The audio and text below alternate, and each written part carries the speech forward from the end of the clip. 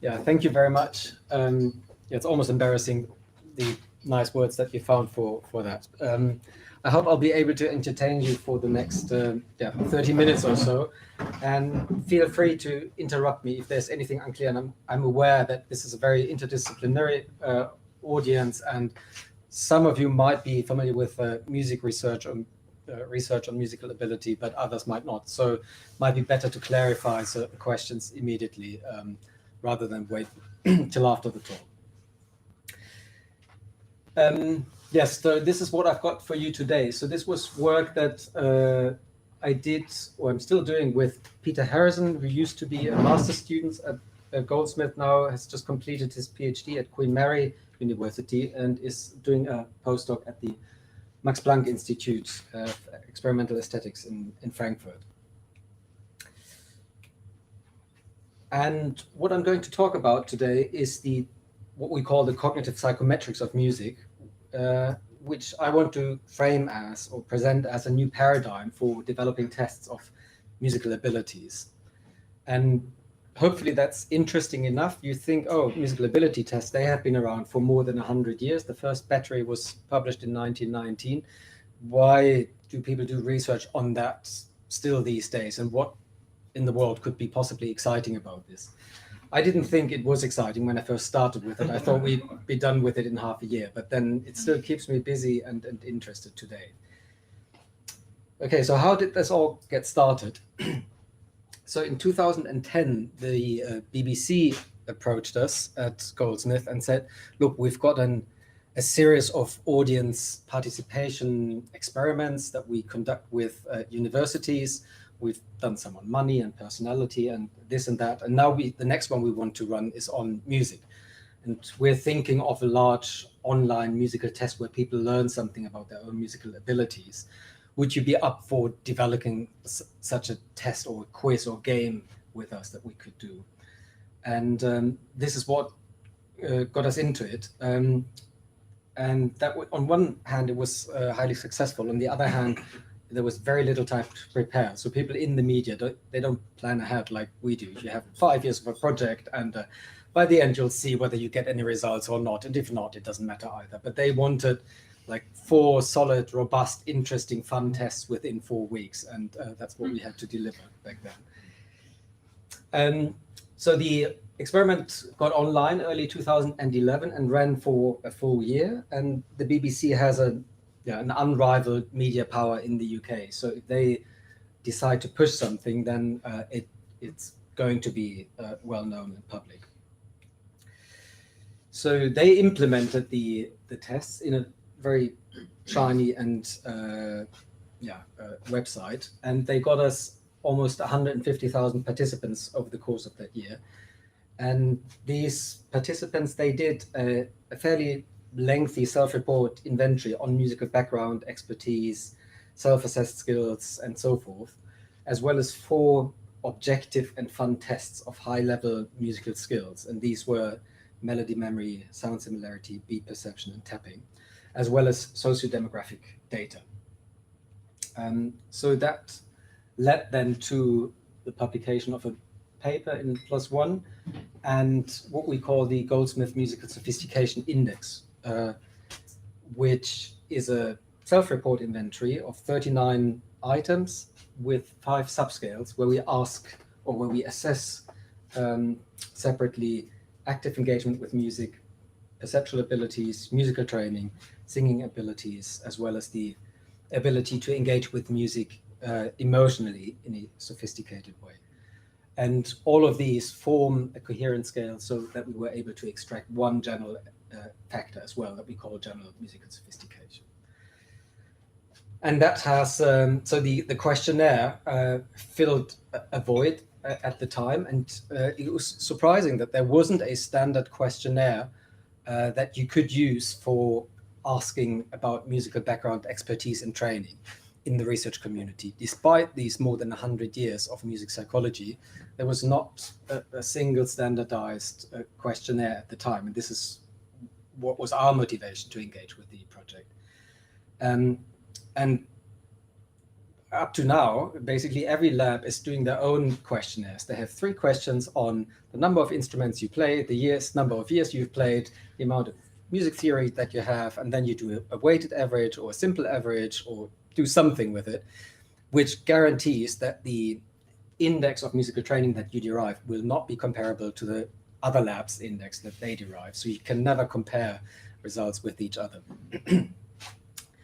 And that's why we thought this is a good idea to kind of using basic psychometrics to develop a questionnaire and give it to the research community. And it's been taken up since then, mainly because there wasn't anything comparable at the time. On the other hand, this project with the BBC gave us a lot of data on how people differ in terms of their musical sophistication and how differences are related to socio-demographic data.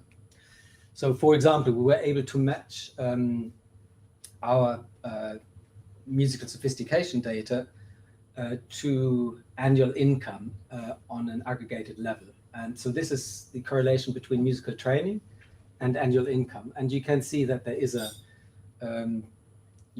moderate correlation of about 0.3, which means people from wealthier backgrounds have had more musical training in their life, which could either mean they all become successful musicians and then make more income, or it could mean they come from wealthier families, and as part of that, it's normal to take musical training.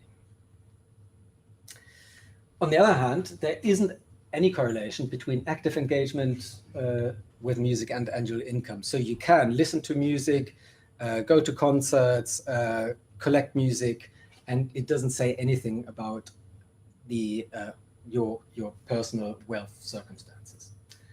Because we had a lot of data from the UK, we were able to map these correlations spatially as well. So here you see how musical training is distributed around the UK, or general musical sophistication. And this is a map of the median income. And as you can see, almost everything is concentrated around London and the southeast of the UK.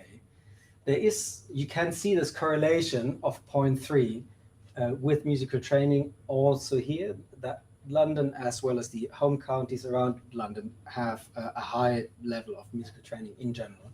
But there are exceptions to this rule.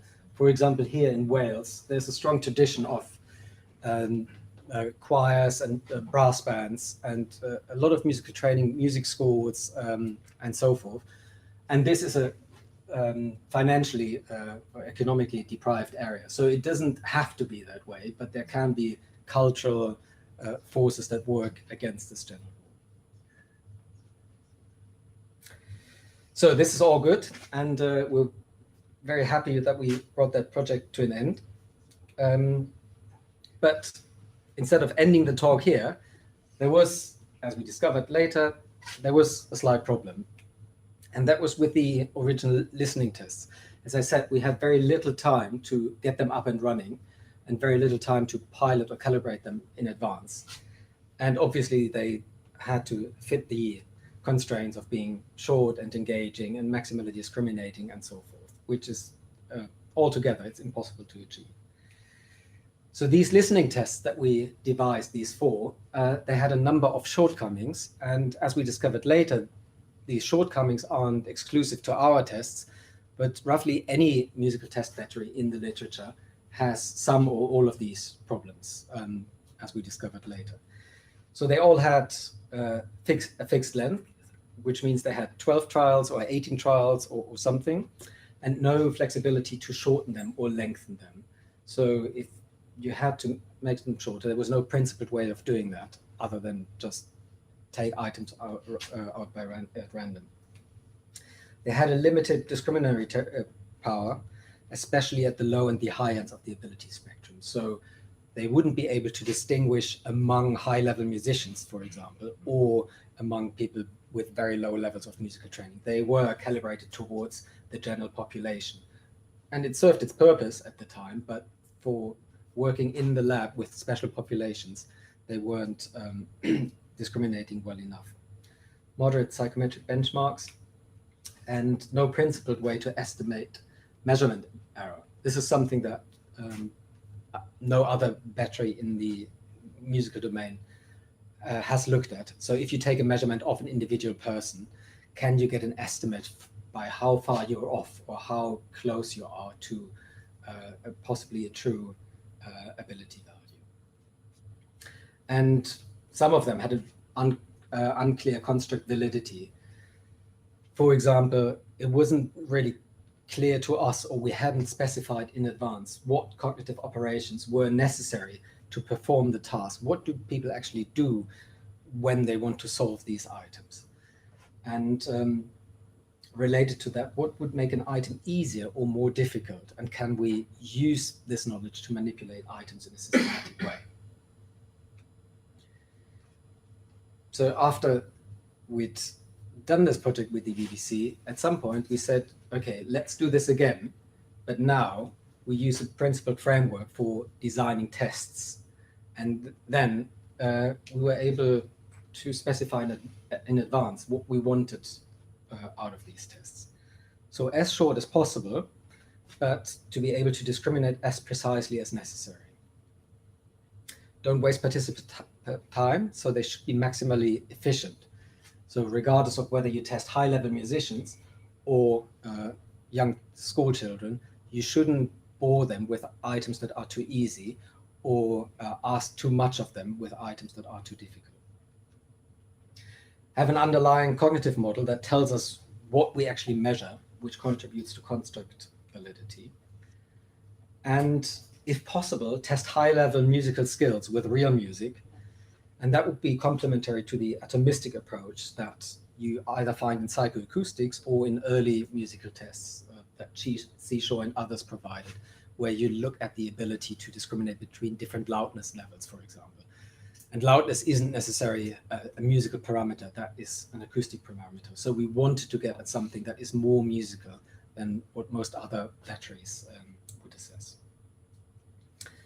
And then use automated item construction to produce a large pool of items at all difficulty levels. So we can test and retest people without them having heard exactly the same items before. And there's no fatigue and no learning effect. And also that would increase the interestingness of the test because you have many different musical items. And finally, to provide precise estimates of measurement error. So that led into this paradigm, the cognitive psychometrics of music, and together with the then master student, Peter Harrison, we were able to design a number of tests up to now, and also write about how we go about designing these tests and what the trick is to produce tests that would satisfy these criteria. So this framework has four main components. We start with a cognitive process model, then go on to use explanatory item response modeling.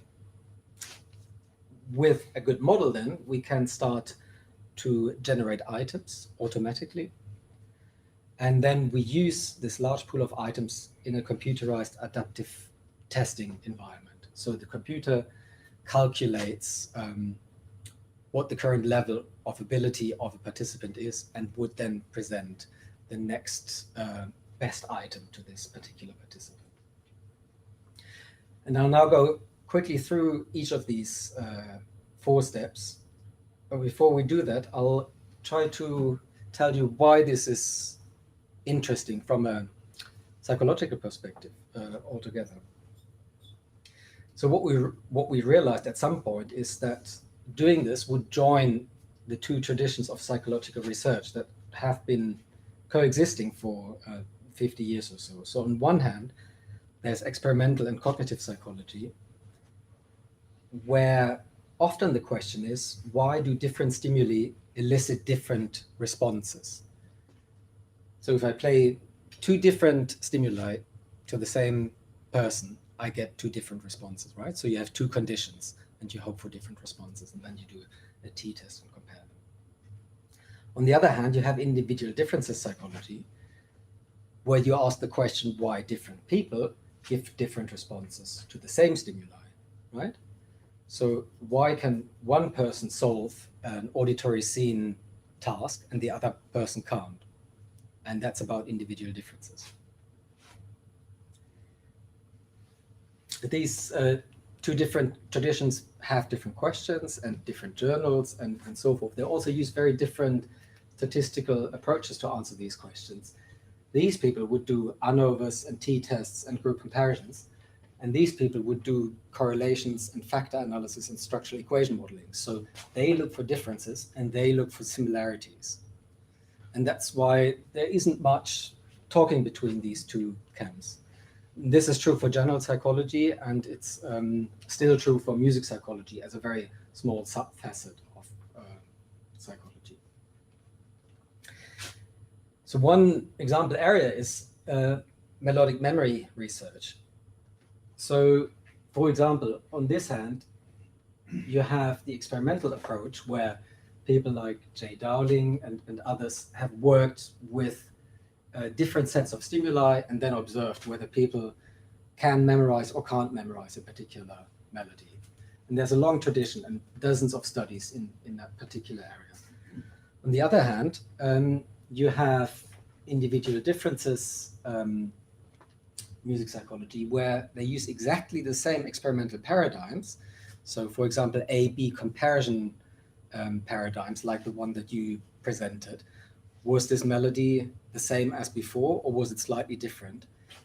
But they don't analyze the data in the same way. They might run exactly the same experiment, but they then compute overall scores and then make comparisons with years of musical training or what have you.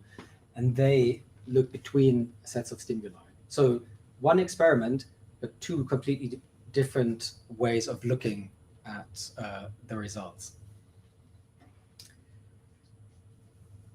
So and the point is that we think that if we combine information from these two paradigms, we can get something that is interesting and will tell us something about music cognition and how the human mind processes musical stimuli. On the other hand, we might be able to construct better musical ability tests because we start from an understanding how people process music cognitively.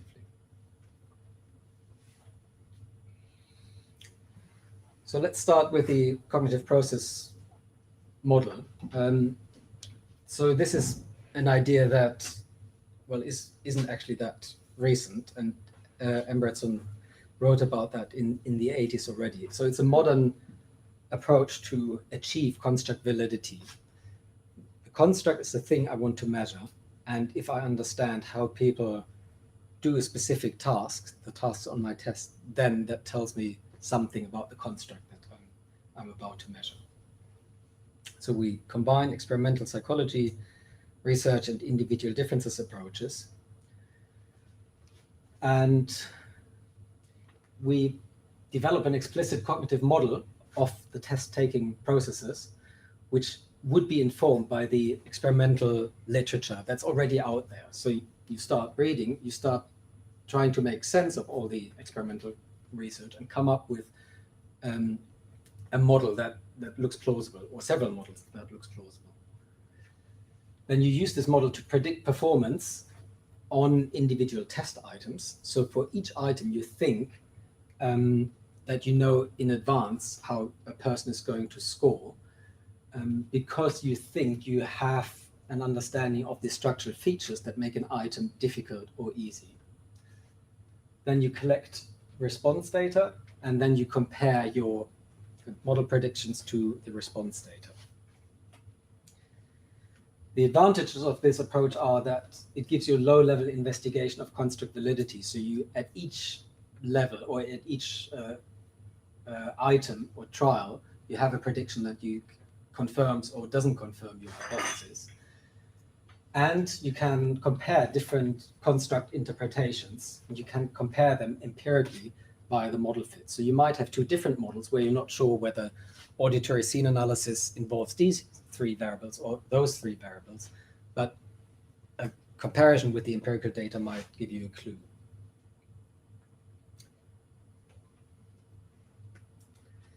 So this is an example for melodic memory tests. So we think, and this is really not rocket science, this is kind of common sense, but it's very rare that you read that in an individual differences paper, that someone says, this is how we think our participants solve this task.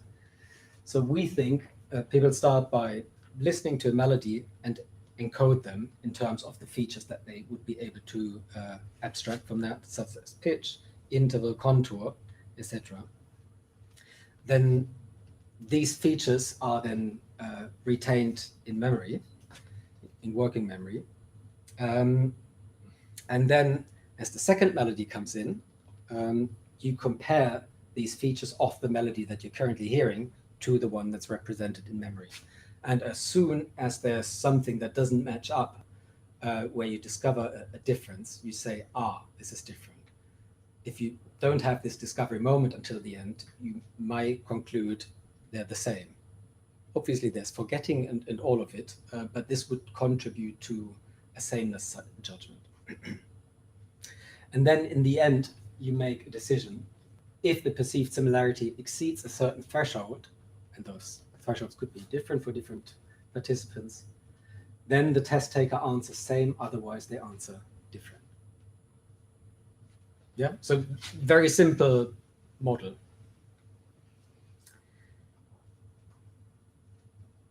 And with that model, then you can start developing a new memory test, melodic memory test. So what we did then is constructed melodies that systematically varied in length, predicting the longer the melody, the more difficult it gets because you have to retain more information in memory. Contour violations, so if different patterns of ups and downs differ between two melodies, that would make them easier because experimental research shows that contour is a very salient feature that is retained well in memory, as well as tonality. If you violate tonality by introducing a chromatic note, so a note that doesn't belong to the scale, again, this will make it easier because that's easy to detect. We then didn't manipulate but controlled these features: transposition, tempo, number of alterations, musical style, etc. And then there were some features that we allowed to vary, like the underlying melodies. So we used actually an artificial intelligence system that generated melodies in the style of Irish folk melodies, so that the system had learned from a corpus of Irish melodies how these are constructed. And to be able to have many, many melodies that no one had heard before, we asked it to generate about 3,000 of them. And then each melody would then be the bass track that could be manipulated with a comparison melody, which gives us an unlimited amount of items on this test. And then we run an experiment with a sample of a few hundred participants at least, and analyze that the results with a general linear model, which is equivalent to an explanatory item response model. So a model that later will allow us to build a test. These are the results in short. There's a lot of information in this picture, but let me highlight three things. The longer the melody, the more difficult they get. So the y-axis is item difficulty, as we expected, right? Long melodies are more difficult to memorize than shorter ones. Tonality maintained melodies are more difficult to tell apart from each other than those where the tonality was different between the two. And if the contour was maintained, it was mostly, so the green ones, more difficult than if the contour was violated. There are a few exceptions to this rule, but the general picture that came out of our calibration experiment matched very well the expectations that we had built based on the many studies from the 70s and 80s that had researched these factors individually. And this model then, so there is a specific model equation in item response theory that then would allow us to use this to predict the difficulty of any item that we could construct in advance. So this means we don't need to calibrate each of the 3,000 items with actual people, but once we have a model, we can predict for any stimulus how difficult it's going to be, and that's a huge advantage. That is something that we didn't invent that ourselves, but that is done in educational testing, for example, as well. If you need to generate, for example, maths items for the standardized national tests in the US, for example, they are not, each item isn't calibrated in advance, but there is a very clever theory about what makes a math exercise difficult and not difficult. And then there are automated generators that produce then items of predicted difficulty. Good. So next step is then to generate many items. And that is cheap, as I said, because we don't need to calibrate each item with actual people. And then the last step is to save each item and its predicted difficulty together in a database for the use with a computerized adaptive test. And this is how such a test would work. So you, for a random participant, the first item you need to draw at random, basically, because you don't know anything about them. And for example, you present an item with a difficulty of 0. 0 is the population mean. So you start with population mean. The person then answers incorrectly, and the estimated ability of the person is then estimated somewhere around here, so lower than population mean. And then the next item you present should be as close as possible in terms of difficulty to the estimated ability. So the trick of item response theory is that person ability and item difficulty are measured on the same scale. So that's why you can try to match them, or why you can compute differences between the two. And you do the same thing again. At each step, computer estimates person ability and then suggests an item that is very close to estimated ability. And that goes on and on until you get to a point where the two are very close and the error bars for the estimated ability are small. So here they're huge because you don't know anything about that person. And as you can see, progressively they get smaller and smaller. There was a lot of talking, and we could take the liberty to quickly do a demo of one of the tests. We could do the melodic memory test because I've talked about that, but actually that isn't as exciting as some other tests. So I suggest we take the mistuning perception test, if you don't mind. We need to plug in the audio. Ah, good point.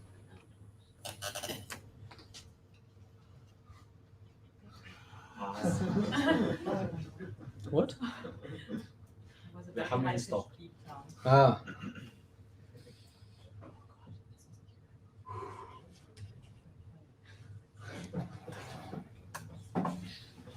Oops.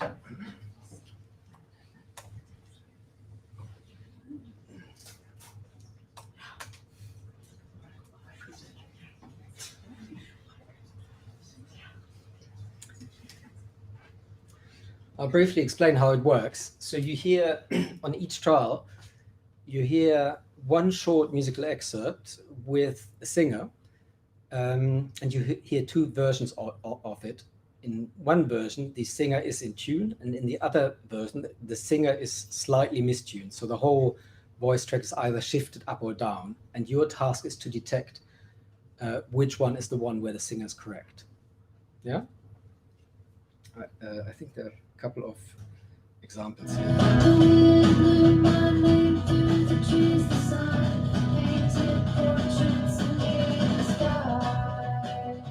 So this is in tune, and this is real music, as you hear. So there is some stylistic leeway of what is considered in tune or not.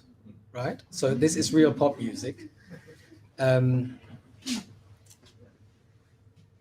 So this was an in tune example. Now the same thing out of tune.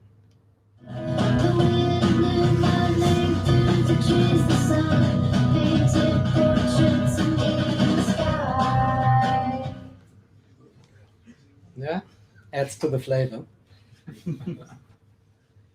And now they come one after each other, and then you have to say which one was out of tune. So goodbye to Bolero, my sentimental friend. I don't know when I will drop the needle on you again. So goodbye to Bolero, my sentimental friend. I don't know when I will drop the needle on you again. So who thought the first one was out of tune? Too difficult. Who thought the second one? Okay, it takes some courage. Okay. First one is correct. Another example?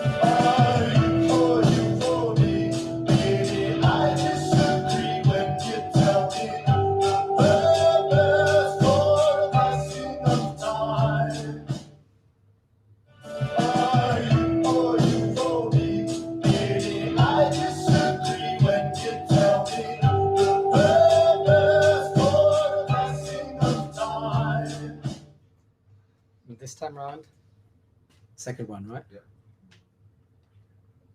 Good. Let's continue for few more. Like many men, I can be there. Like many men, I can be there. Yeah. So you saw that there was a little pop-up saying difficulty, and that was the difficulty of the item. So this is the demo version where you can try that out. So this was a fairly easy one at about 0, so about population mean, which tells you how good the population is at this task in general. So the first one, I think, were out of tune. I could fly through the sky on the open sea. I could fly through the sky on the open sea. Should we say second one? First one.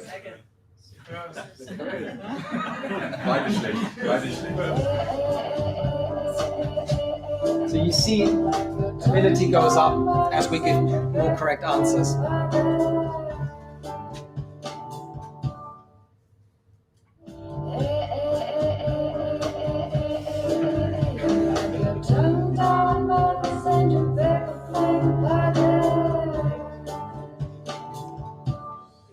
So again, the second one.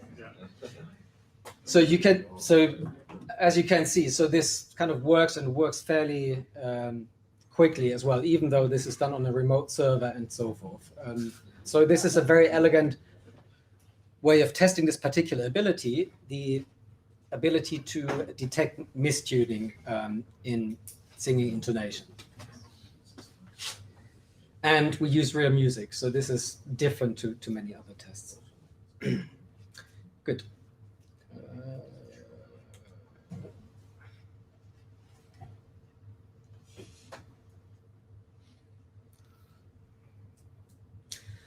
So this is what we've done so far. Oops, sorry. So these 4 are published, 2 are in review at the moment. There's one that we've, well, it's almost written up, but we've done all the research. A few that are in construction at the moment. And then I think this is why I got the invitation to this workshop. We're thinking of devising one for musical scene analysis in using the same paradigm. And that could potentially be very similar to a musical ravens puzzle, similar to like an intelligence test of matrix reasoning, where you have to find similarities and differences among a large set of features. And I have to say that we also tried a few that didn't work and that never made it into a paper. because reliability wasn't high enough, or we couldn't find a robust model that would work across all participant groups. And that does happen, and a lot of work goes into the bin, but unless you try, you never know whether it would have worked. The whole thing has become possible because Peter wrote an R package that is called PsycTestR, which is just published, which enables him, as well as other people, to implement psychological tests and run them in R using the Shiny package. And that works as a standalone version on an individual lab computer, but you can also use a server implementation of that for online parallel testing. And the published tests are already implemented, and there are self-report questionnaires are also implemented in that. And these are all free for you to use and download. So this is all open source and free, and our kind of what we thrive on are citations and references to our work. So this should not be commercial, but we'd like to be acknowledged. So the next steps here is to complete the development of a comprehensive battery. Obviously, once you've found a trick, you could do that until you retire, and we could develop more and more and more tests. But one particular challenge would be to also include production tests, so have people sing or tap or do something with it, which would again be another challenge.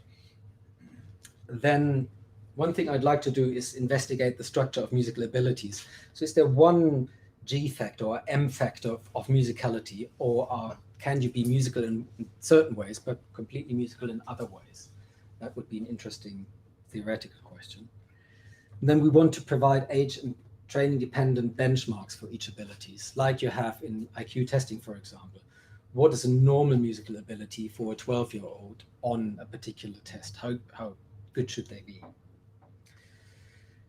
And currently, so people have started to get interested in our tests and questionnaires, and we provide them, as I said, for free, and translate them as we go along as well. So they're all in English and German, but there's also a Russian group that we work closely with, and many of them are translated to Russian. And then we've started a longitudinal project where we're using these tests to document and track the development of musical abilities. The project has been running for a while, but only about 3 weeks ago, we've been able to put up a website that informs about the project, which is something I can highly recommend because you're so much more visible all of a sudden. So what we want to do there is to get a description of musical development due to maturation, training, and individual differences factors. So these growth curves is something that you find for working memory, for general IQ, for personality, for all sorts of psychological traits. You know how they develop over adolescence, but you don't know for musical abilities. And that's something that I'd be really keen to find out. We want to identify causal factors that drive musical development, for example, training or high IQ. And we want to find out who becomes musical and who doesn't, and also who will benefit most from music. Yeah, I'll skip this. So this is what it looks like. We test children in schools, in classes, get in with our laptops or tablets. They get headphones on, and then they are assessed once a year for 90 minutes. It is done in the UK as well as in Germany, and there are some related projects that have started using our tests as well, or included them into their longitudinal projects. And yeah, let me quickly summarize. So there's a Gold MSI self-report inventory, which you could use as a questionnaire on self-reported musical expertise and training. Then there's the cognitive psychometrics of music, which we think is a principled way to integrate cognitive and individual differences psychology and build a suite of adaptive tests for assessing musical skills. And you can use these in these scenarios if you want to control for musical training or background in a study that is on something else, but you want to take it into account. We want to track the development of musical ability across lifetime periods, which is what we do in Long Gold. You could track musical learning and predict future performance levels, which is called capacity modeling or talent modeling. So could you tell by how people do, or young people do on these tests right now, how far their development will go under suitable conditions? And you could use these tests to profile musical abilities in special populations like cochlear implant users or hearing aid users. And it is definitely an invitation to collaborate. So if any of you is interested in any of this, then please come to speak to me over coffee or table tennis later. And I'm sure we can make something happen. Thank you. We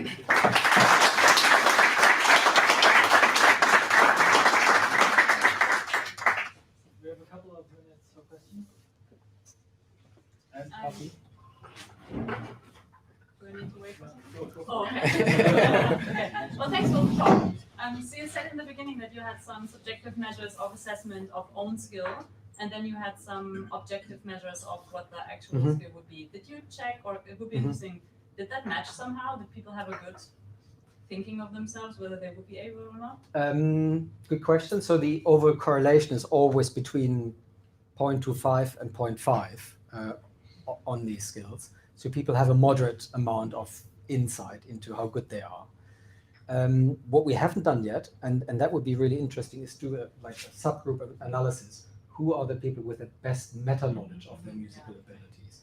So who of them have a very correct idea of that, which we haven't done yet, but that would be really interesting.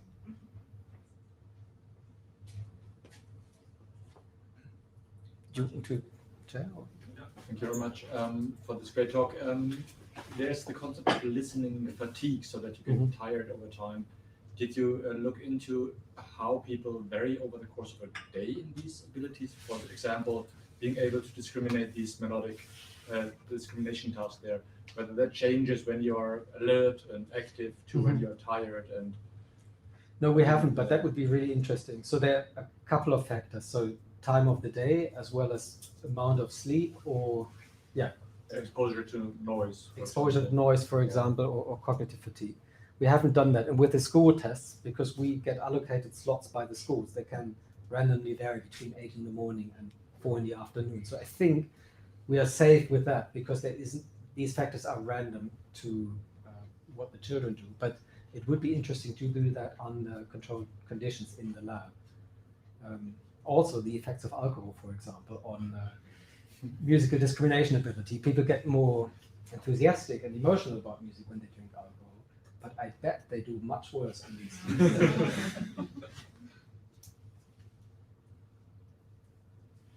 You mentioned in the cognitive processing model a way to